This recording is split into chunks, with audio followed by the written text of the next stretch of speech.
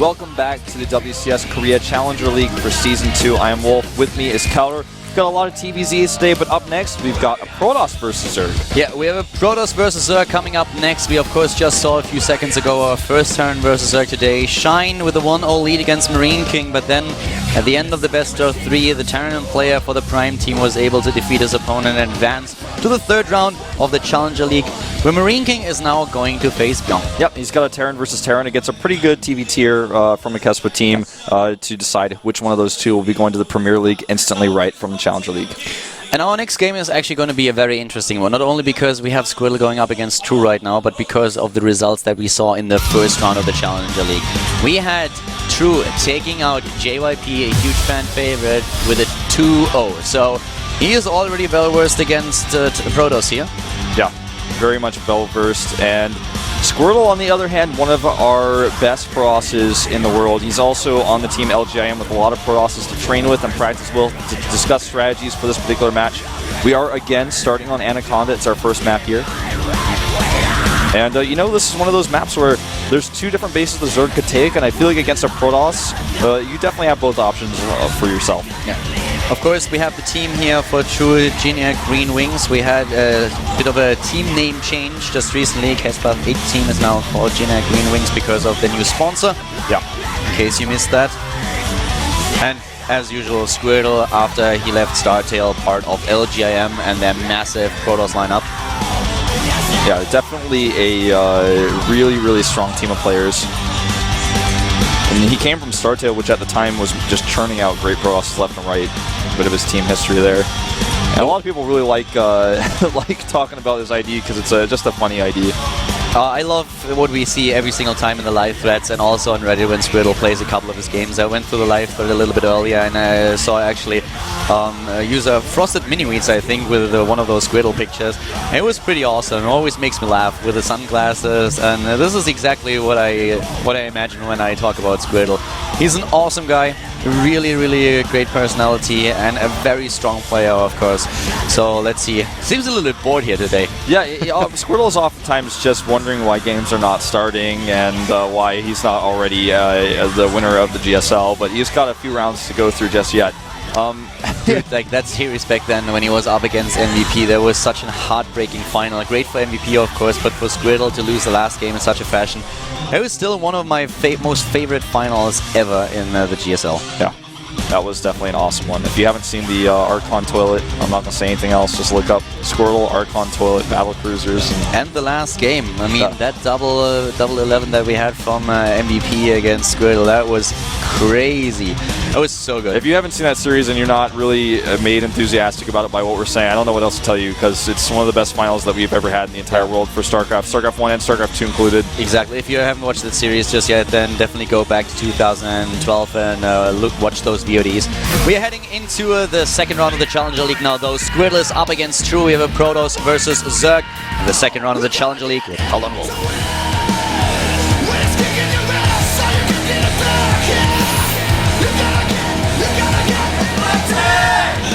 Oh, a lot of vocal fans here in the studio for the guy to the bottom right of the map. Starting in purple it is.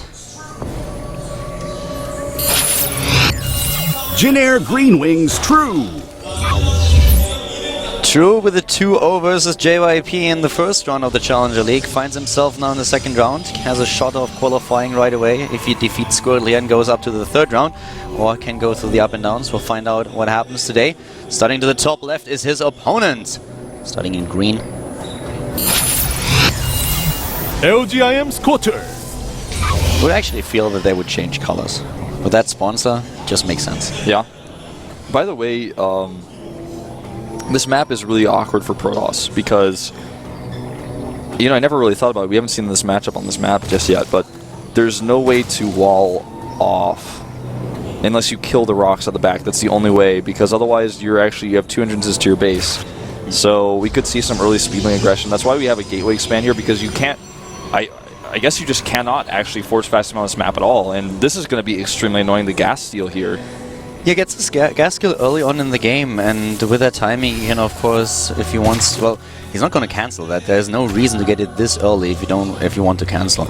We have the gateway opening here, and immediately, of course, the rally point towards the extractor to take that out. But also the probe scout trying to see what's happening and trying to delay that expansion for as long as possible, but he's not delaying that by too much. Yeah, the second drone that was sent out just decided, okay, I guess I could just go home then. Well, this is, like I said, a really tough map for Pros to try to figure out their expand on. You know what, we have both players just trying to execute their opening properly. Let me just talk a little bit about the statistics for both of them in this matchup.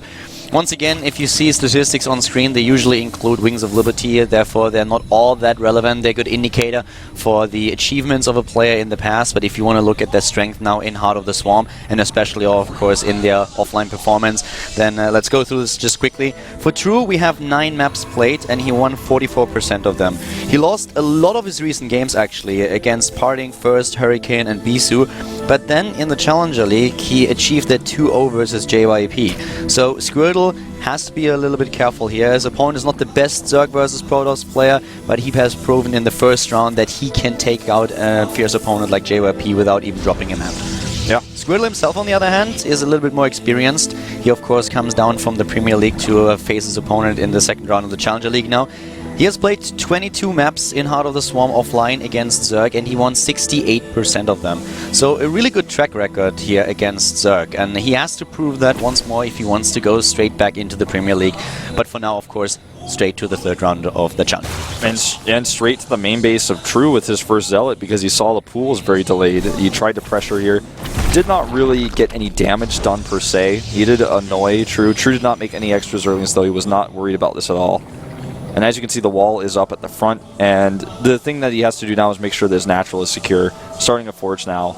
Yeah, getting this expansion at roughly 5 minutes into the game is still quite early if you if you are up against the gateway opening. But with the delayed gas here for Squirtle, he feels confident that he can actually hold off whatever comes his way. And usually as a Zerg, if you scout properly, you can just add those additional units a little bit earlier. At the beginning, when players like Naniwa came up with the Gateway first build again in Heart of the Swarm, it was really tricky for Zerg to hold this third base because they weren't aware of the timings. Right now, it's a little bit easier to figure out when you have to build your units if you scout that there is going to be a commitment. Right. This Overlord, very curious, does spot the natural, and the Lings here are going to poke up. There we met by 2 Zealots. Again, it's very difficult for a Protoss warrior. He has to use 2 Zealots unless he puts a pile in there kind of weirdly. Those tiny rocks make it a little bit more difficult. This Overlord will escape, and right now True is left wondering one thing. What is the tech? What is he doing here? It looks like it's going to be a 4 gateway pressure with +1 as he adds 3 gateways at the top left, something that True will not be able to scout. He killed that Overlord, wow, right? He really did, yeah. Yeah, the last shot actually took down the Overlord. Awesome, that is great for Squirtle here. That's of course very annoying for True, who now has to sacrifice an extra lava and the 100 minerals. And Squirtle goes into 5 additional gateways. Oh, he's doing an all-in? Yeah, he is going all out on this. Really annoying micro here with the Lings on that pile, and he's just pulling the weakened ones back against the Stalker. 16 Lings on the way. Yeah, a heavy Ling commitment here for True. And this actually could hurt him quite a bit because he's not going to have the economy he needs to stop a push like this. And Lings alone against +1 Zealots? Exactly, exactly that's the problem, the +1. Yeah. With +1 Zealots, as a Protoss player, if you have +1 Zealots, you hope that the Zerg is going for a massive amount of work. Yeah, you're hoping one thing, it's that the Roach Warren is extremely delayed and that you're facing mostly Lings, and that's exactly what we're going to see here. Squirtle, on the other hand, has still to find out that there is such a massive commitment at the third, because he doesn't know. And that could really, I mean, if he doesn't get any Zealots, that could really be a big issue. And he's making Stalkers in the middle of the map. If those get spotted, of course, they are dead. This is what I'm talking about. Once you kill these rocks, you can walk right into that third base. There's no real way for the Protoss to wall it off. Or I say third base, but it's a natural. So this is a really risky situation for Squirtle right now. The composition and everything is really good for Squirtle, but it's just he doesn't know about this heavy commitment to Lings, and those Lings could get in, but they are trying to flank now, and with only Stalkers present, I don't think make it work. Those Stalkers are not going to have a chance here. They're not going to have a fun time, that's for sure. They're already surrounded here. And he a ton needs of to links. get more and more Good zealots. position on the ramp here, though, at the very least for the Stalkers, but he's getting cleaned up like crazy now. Yeah, he's trying to get more Stalkers into the game, and here the pylon is finishing. He needs to get those Zealots right now. Not Stalkers, but of course Zealots, and he's able to get them in, but not too many. Way too late, and he was on cooldown on those gateways. Squirtle is dead. I mean, this is actually a build order loss. He had no idea that this is what his opponent was choosing, and also True had no idea that Squirtle was going for this. Well, we still don't have tech. Don't forget that. So we don't have tech or anything. The +1 attack upgrade could really come through for him here. He has now a probe and he is scouting. He saw that those rocks are being attacked, and at the front he's at least able to hold them for now. He has a sentry, he's getting another one. Can go for the reinforcing pylons. The natural, though, is so exposed once those rocks are gone, though. He doesn't have the economy to get those zealots into the game that he really needs. Yeah, and he's about to lose a lot more of that when the wings run through right past that crab beetle. He's gonna lose his natural. I don't think that he can hold this. No There's way. nothing. No There's way. nothing. He's got no units here. He's going to lose everything, every probe. He's unpowered at his cybernetics core. He has to spend all the lings are dancing. The Zerglings. Craziness here, and that's how it goes. And sometimes you get builder lost like this. Well, this is just the map that True is just playing. He really is. He's really utilizing the disadvantages for Protoss on this map in particular. Dancing the lings. Dancing them again. He knows even if he loses a few additional Zerglings, he's going to be fine here. Yeah. The rest of the lings are already moving in. Yep, the rest of the lings are coming to kill that natural. Squirtle thinks he has a chance here, but he doesn't have enough energy to make the overcharge on the Nexus just yet. Even if he could get the overcharge, it wouldn't matter. The Nexus would fall, and we have 3 bases for the Zerg play. He's low on, he's definitely low on drones, but he can always just drone up, and even with the +1 attack upgrade, those Zealots are not going to do too much. Yeah, not too much. GG. GG and game over. We have True with a 1-0 lead in the series. Really playing the map, like you said. That's how you do it. You know, you see that there is an exposed natural back there, and I talked about it from the very beginning. You kill those rocks, and you just walk right in. There's no way to wall it off. It's too big. It's too big of an area to wall off. He just committed so much to the Stalkers. I feel if he would have seen what's happening, a lot of Zealots would have helped him a lot more to just make this happen. You could see that True abandoned the idea of breaking through the rocks once he saw that there was a commitment towards his own natural. And if that would have been like all Zealots with +1, those Zerglings would have had a hard time. But as it is, True, he had those 3 bases, he had the lava production, he had the injects that he needed, he just built Speedlings, and he overwhelmed Squirtle. That was just too much Zerg. Too much Zerg.